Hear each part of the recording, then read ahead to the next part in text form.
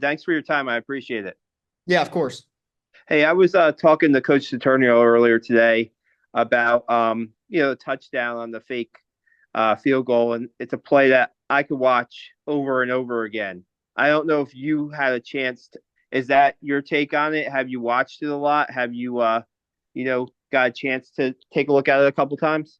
Yeah, our media team's done a good job of getting it out there. It's like every post after the game was another retweet, another quote tweet, and it's an exciting play. I'm happy for Matt.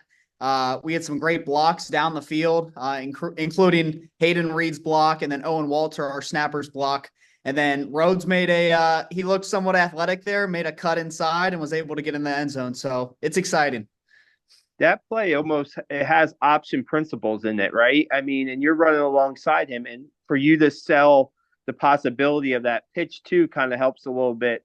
What was it like running like that play in practice and perfecting that play? Yeah, for sure. So, like that play in particular works well against a hard rush. So, number 6 from FAU does a great job of coming off that edge really fast, trying to block that kick. But for that block in particular, it worked in our advantage because we were able to, get around him right away. It was kind of just like let him go by.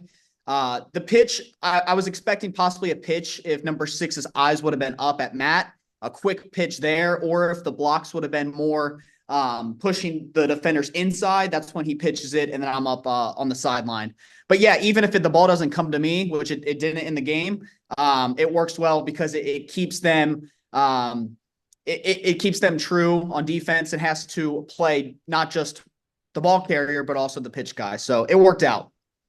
Is that something you could ever imagine doing when you come to West Point? I mean, because you were just a kicker in high school, or did you get a chance to get run the ball at all? Just the kicker. Yeah, so what could you imagine like a play like that? I mean, you draw it up in practice, but then for it to work like that is pretty incredible. Never would have thought, but it's fun. Want to ask you a little bit about Coach Saturnio and just the group that you guys have. It's a new group, at least with the field goals and the extra points. And he said that everything's kind of went pretty smoothly. How would you say you guys? What have you liked about the first two games so far from your unit? Um, like you said, it is an inexperienced group. Um, all the specialists who have been on the field this year is their first time starting.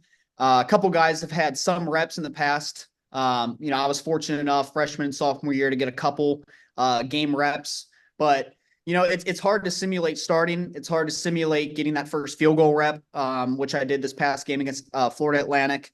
But it's good. I think this whole offseason, because none of us had started, was kind of like a quiet confidence and just like put your head down and work. And that's what we did the past couple years when we were behind some of the really good guys that came before us. And I think it just set us up like there's no big egos. There's just it's a bunch of guys who have been hungry to get better, and like Coach Sat says, prove us right. Absolutely. What can you say about the vibe among the specialist room? We hear about the sauce team, we hear about the union. How special is it to be a part of that? It's really tight, and our whole team this year, like the culture's been great, and I think it's special that like we don't have to worry about NIL, we don't have to worry about the transfer portal because we can really create a culture. It's a lot of teams they have a whole new roster, half a new roster each year, and it's like I've been developed like with the same guys in my senior class the past 4 years, and you grow these bonds, and these bonds get closer. Because you come in as a freshman and there's kind of those cliques, especially between direct and prep.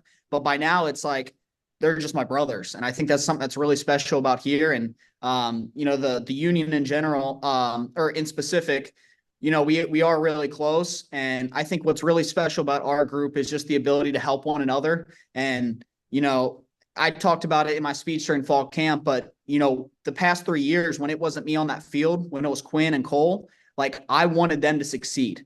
And that's something you don't always find. Sometimes you hope that they mess up and that way that you get to step up and be the guy, but that's just not how it is here. We want the guys in front of us to do their best and make the team better. It seems like you've made a pretty smooth transition to being like the guy, so to speak. I mean, is that what you kind of give credit to?